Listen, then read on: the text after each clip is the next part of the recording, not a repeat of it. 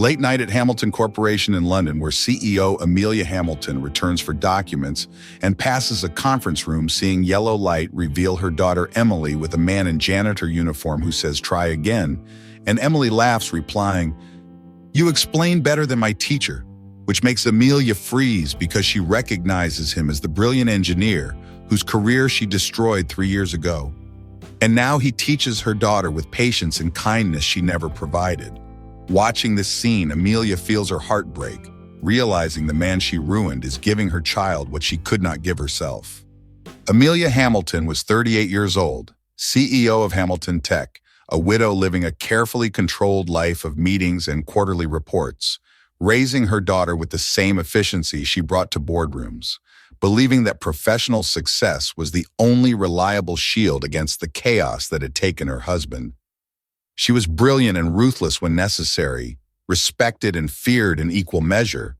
But somewhere along the way, she'd forgotten how to be present for Emily, how to help with homework or share meals, how to be a mother instead of just a provider. Lucas Reed was 40, a single father and former top technology engineer whose entire life had collapsed 3 years ago in a corporate scandal he'd never been allowed to defend himself against, leaving him blacklisted from the industry he devoted his career to and desperate for any work that would feed his 8-year-old son, Ben.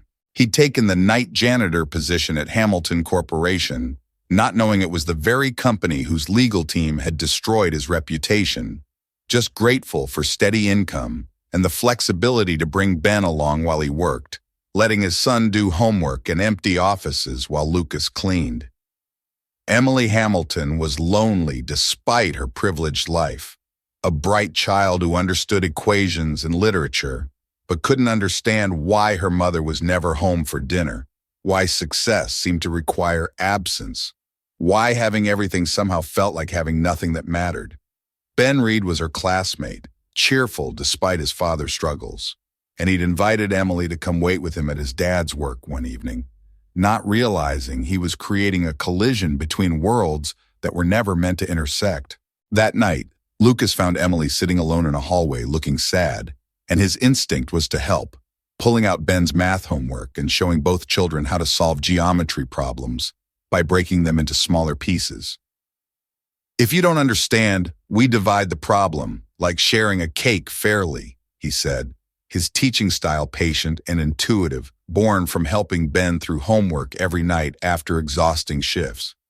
Both children laughed, the sound of genuine joy echoing in the sterile corporate hallway, and that was the moment Amelia walked past, stopped by yellow light and children's laughter, seeing a warm scene she'd never managed to create for her own daughter. She stood in the doorway watching this janitor explain mathematics with more patience and clarity than she'd ever managed, watching Emily's face light up with understanding and happiness, watching her daughter receive something Amelia couldn't provide, no matter how much money she made or power she accumulated. The man looked up, met Amelia's eyes, and something flickered in his expression, recognition mixed with resignation, and Amelia felt the strange sense that she knew him from somewhere, that this moment was more significant than it appeared. Lucas stood, immediately professional, expecting to be reprimanded for overstepping boundaries, but Amelia just asked quietly, "What are you teaching them?"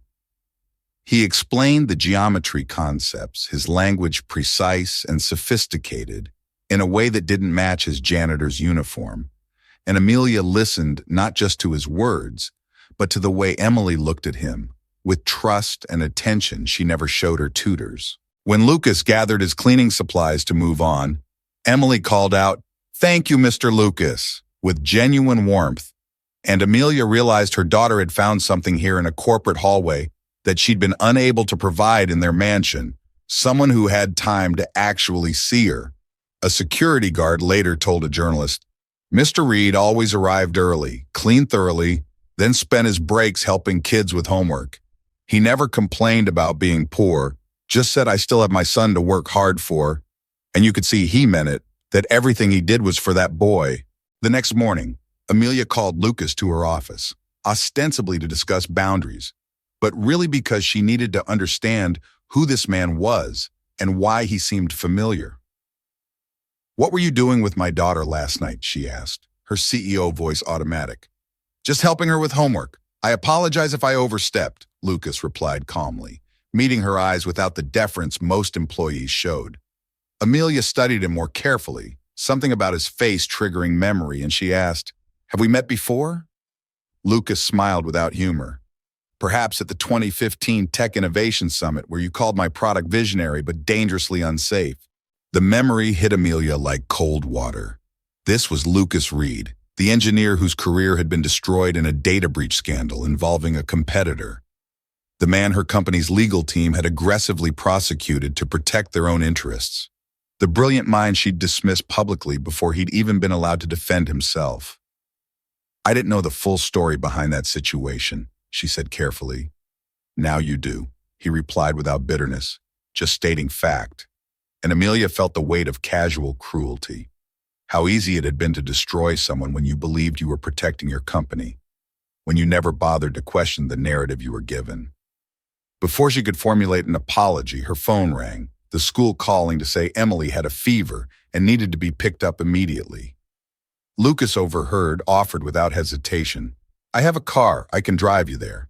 On the drive, Emily dozed against Lucas's shoulder in the back seat, trusting him in a way that stabbed at Amelia's heart because her daughter never relaxed like that with her, never sought her comfort, and she realized how much distance she'd created in the name of protection and providing. That evening, Lucas visited with soup Ben had helped make, explaining gently to Emily that his dad always said, "When you're sick, you need warm food to heal quickly." And Amelia watched from the doorway as this man, who had every reason to hate her, showed kindness to her daughter, as Emily smiled more genuinely than she had in months. After Emily fell asleep, Amelia and Lucas sat in the kitchen, the elaborate space feeling less lonely with company, and she asked the question burning in her chest. "How are you not angry at me? My company destroyed your career." Lucas was quiet for a moment. "I was angry, furiously angry. For months I could barely function, but anger doesn't feed my son. Forgiveness is what lets me survive, and I chose survival." The simple truth of his statement broke something in Amelia. All her armored success revealed as hollow compared to this man's quiet dignity, and she found herself visiting the 20th floor more often, timing her late nights to when Lucas would be there with Ben and Emily, the four of them falling into an unexpected routine of shared dinners from the cafeteria and homework help. Lucas teaching while Amelia watched and learned, not just mathematics, but patience, presence, the small attentions that build trust. Emily blossomed under the attention, her grades improving, but more importantly, her smile returning. And Ben adopted Amelia as a sort of stern but kind aunt figure, teaching her through his innocent questions that wealth couldn't buy what mattered. One late evening, sitting in the empty cafeteria with cold coffee, Amelia confessed, "I built this entire empire thinking success would protect Emily from pain, that if I was powerful enough, nothing could hurt us. But I'm realizing I've hurt her more than any external threat could by never being present." Lucas listened without judgment. "You were trying to prevent the pain you'd experienced, losing your husband, but Emily doesn't need a fortress. She needs a mother, and those are different things." His words were gentle but cut deep, exposing the fundamental error in Amelia's approach to parenting and life.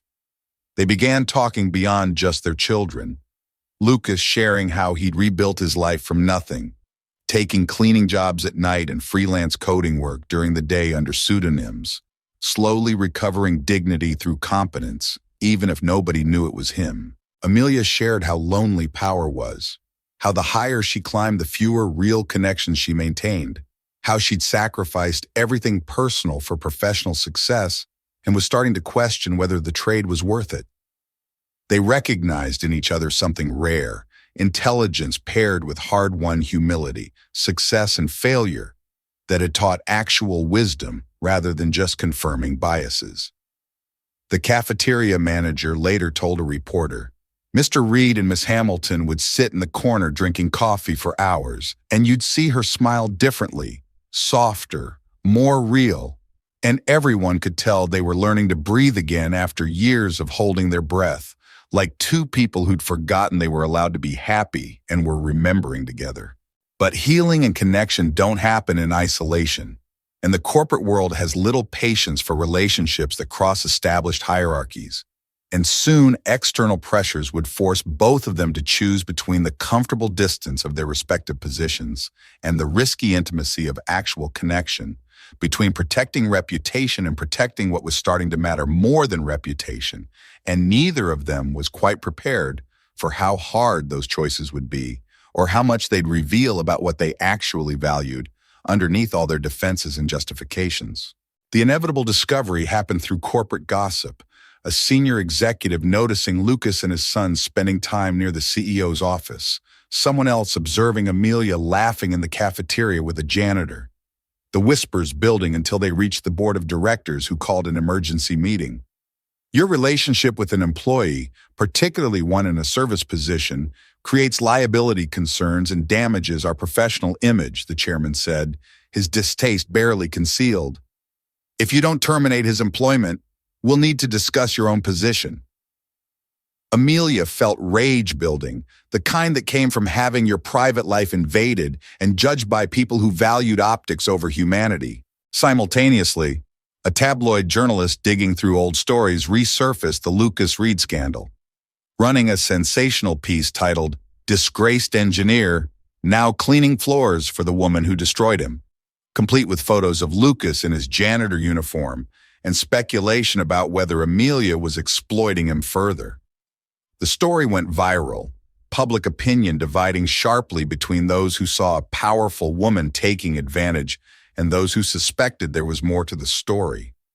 Lucas became a reluctant symbol, his past trauma monetized for clicks, and the attention was devastating for Ben, who started getting bullied at school for having a janitor father who'd been a criminal.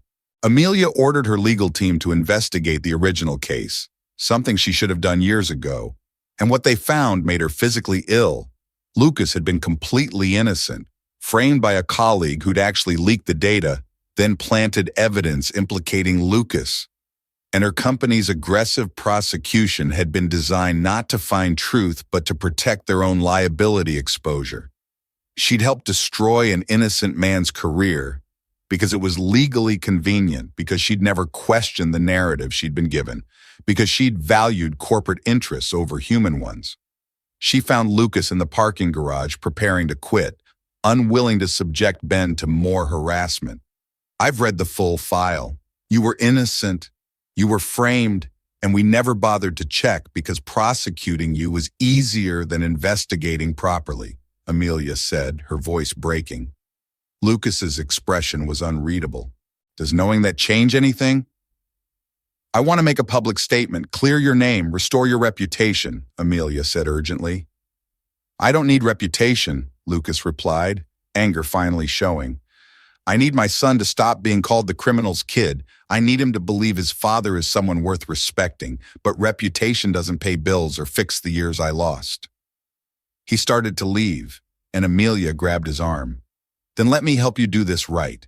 Not for reputation, but for Ben, for Emily, for the truth mattering even when it's inconvenient." Lucas pulled away.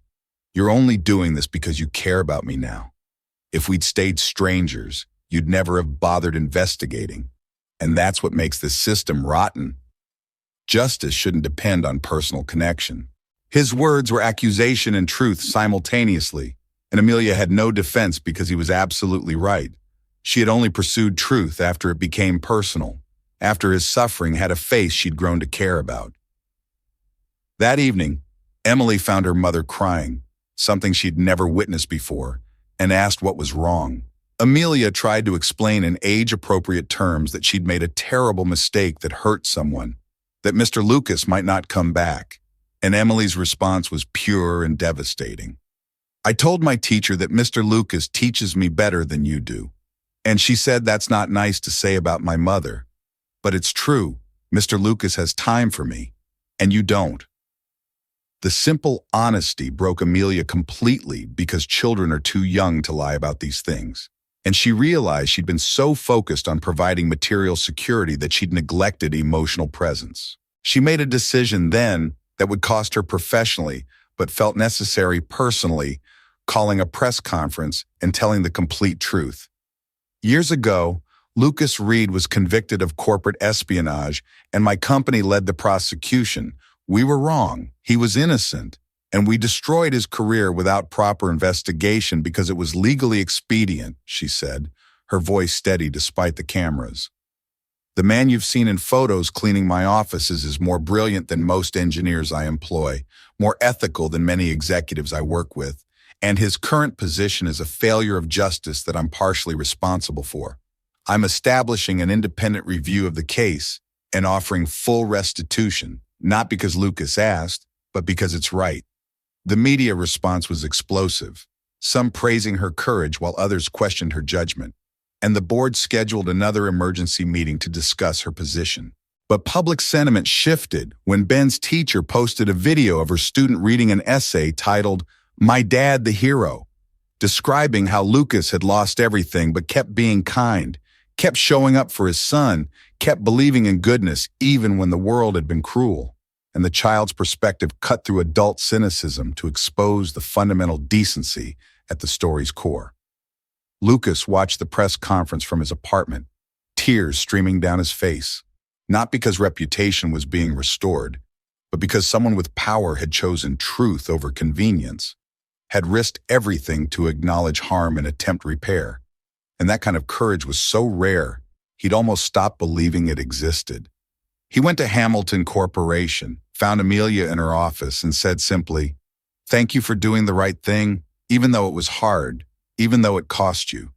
Amelia looked up with red eyes. "I should have done it 3 years ago before it cost you everything, but better late than never. And I'm sorry, truly sorry, for my part in your suffering." They stood in her office, years of pain and recent connections suspended between them, and Lucas said quietly, "The CEO who destroyed me and the woman who helped my son are two different people. I'm choosing to believe the woman is who you actually are, that the CEO was a role you played too well." Amelia felt something release in her chest. Forgiveness she didn't deserve, but desperately needed, and she replied, "Then help me become the woman consistently. Help me remember what matters, because I've lost sight of it somewhere between success and more success." An employee later told a Workplace Culture podcast, "After that press conference, Ms. Hamilton changed completely. She started saying things like, if anyone in this company looks down on custodial staff, remember they're keeping clean the place we call home." And you could tell it wasn't performative. She actually meant it. She'd learned something fundamental about value and dignity, and it changed how the entire company operated. 3 months after the press conference, with Lucas's name publicly cleared and a settlement paid that included full back wages and damages, Amelia launched the Back to Build program, an initiative helping engineers who'd been forced out of the industry to retrain and re-enter, with Lucas as its director. When she offered him the position, he asked with characteristic directness, "Aren't you worried about shareholder backlash?" Amelia smiled. "I'm more worried about raising a daughter who watches her mother stay silent when she sees injustice. I want Emily to see courage, even if it costs us stock price." The program became operational quickly, Lucas bringing not just technical knowledge, but the perspective of someone who'd been on the receiving end of corporate indifference. Working together daily, Amelia and Lucas discovered a professional chemistry that matched their personal connection, her strategic thinking complementing his technical brilliance. Their different perspectives creating innovative solutions neither could have reached alone. Emily and Ben essentially became siblings, doing homework together in the office after school. Their easy friendship a model of what their parents were learning more slowly. That connection could cross boundaries if you stopped enforcing arbitrary divisions. That class and position were less important than character and kindness. One afternoon, Emily asked her mother with the directness of childhood, "Why does Mr. Lucas always smile even when people used to say mean things about him?" Amelia knelt to her daughter's level. "Because Mr. Lucas knows that good people don't need anyone's approval to keep being good. They do what's right because it's right, not because someone's watching or praising them." Emily processed this, then asked, "Is that why you told everyone you were wrong, even though it made some people angry?" "Yes," Amelia said, "because your opinion of me matters more than strangers' opinions, And I want you to see a mother who admits mistakes instead of one who pretends to be perfect. That evening, Amelia found Lucas in the workshop where Back to Build held hands-on training sessions. Watching him repair an old robot with the same patience he showed teaching children mathematics, his hands steady and skilled, his focus complete, and she realized she was seeing genius not diminished by circumstance, but revealed more clearly, freed from the performance of corporate culture to just be competent and kind. "The day you forgave me, I didn't understand why," she said from the doorway. "Now I think I do. You chose the hard path because it was the right path, and you wanted to model that for Ben. Show him that integrity matters more than revenge." Lucas set down his tools, smiled. It wasn't just about modeling for Ben. It was also about not becoming what hurt me, about keeping my soul intact even if my reputation was destroyed. And I learned that dignity is internal. Nobody can take it from you unless you give it away. His words resonated with Amelia's own journey, how she'd given away presence and connection in pursuit of external success, how she was learning to reclaim what mattered by watching someone who'd never lost it, despite losing everything else. They began spending more time together outside work. Weekend trips to museums with both children. Dinners where conversation ranged from technology to parenting to philosophy. A friendship deepening into something neither wanted to name yet, but both recognized was growing, built not on romance tropes, but on genuine respect and shared values, on having seen each other at worst and choosing each other at best. Lucas helped Amelia learn to be present for Emily, modeling patience and attention, while Amelia helped Lucas see that his worth wasn't tied to employment or reputation, that he'd been valuable all along. The world had just been too blind to see it. One evening, standing in the empty office after everyone else had left, Lucas handed Amelia a cup of coffee and said something that captured everything they'd learned. "I used to think I was teaching your daughter mathematics, but I was actually teaching her something more important, that being smart matters less than being kind, that success means nothing if you sacrifice your humanity to achieve it. And now I'm teaching you the same lessons, and watching you learn them is one of the great privileges of my life." Amelia felt tears threaten, overwhelmed by the generosity of someone forgiving her this completely, teaching her this patiently. "You gave me back more than reputation," she said. "You gave me back my daughter, my sense of purpose, my understanding of what actually matters, and I can never repay that." Lucas smiled. "You're not supposed to repay it. You're supposed to pay it forward.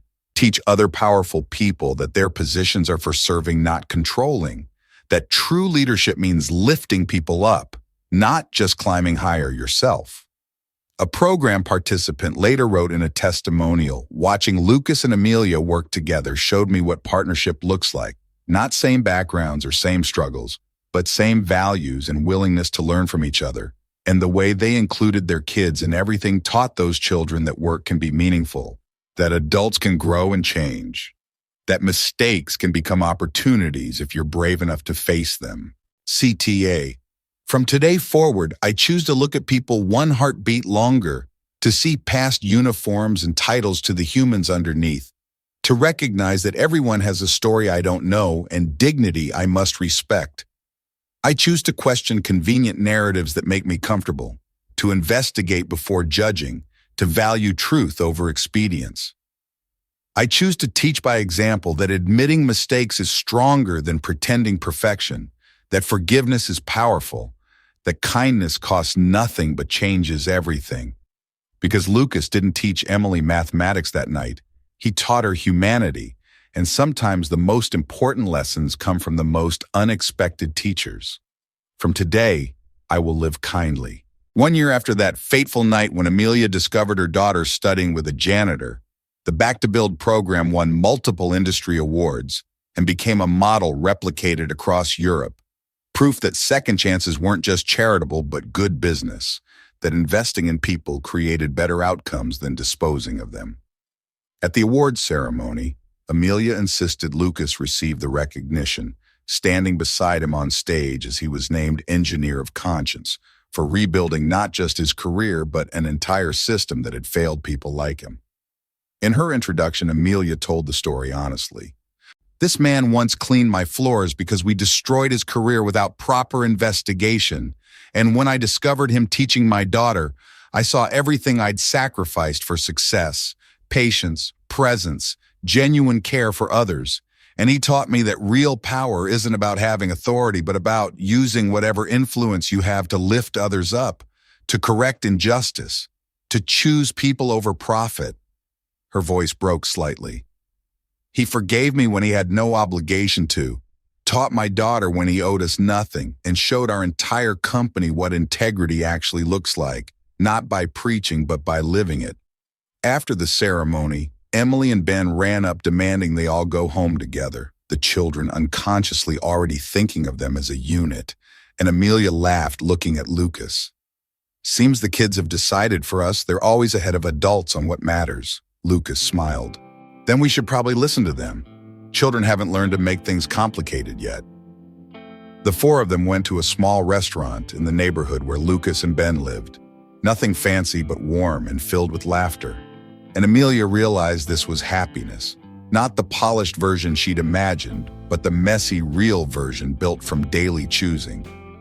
Lucas watched Amelia help Emily with homework, teaching with the patience he'd modeled, and said quietly, "You've changed so much from the CEO who called my work visionary but unsafe.